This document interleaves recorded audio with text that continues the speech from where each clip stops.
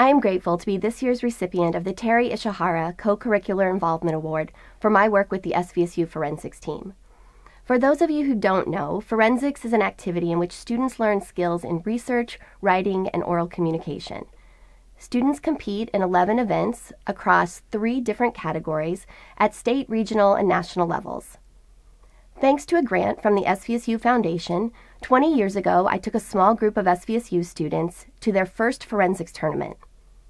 Since then, the SVSU competitive speech team has been active on the forensics collegiate circuit, and a few weeks ago, we returned from the National Forensics Association Tournament of Champions, where we had our first octo finalist in program history. After one of her performances, I overheard an audience member ask her, "Do you feel as empowered giving this speech as I felt hearing it?" And I was reminded again of the value of this activity.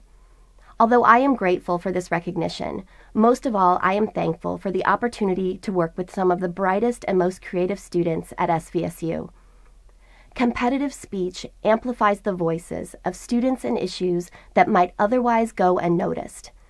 These students contribute to our civic discourse, and they make us think about the world we live in and how we can make it a better place.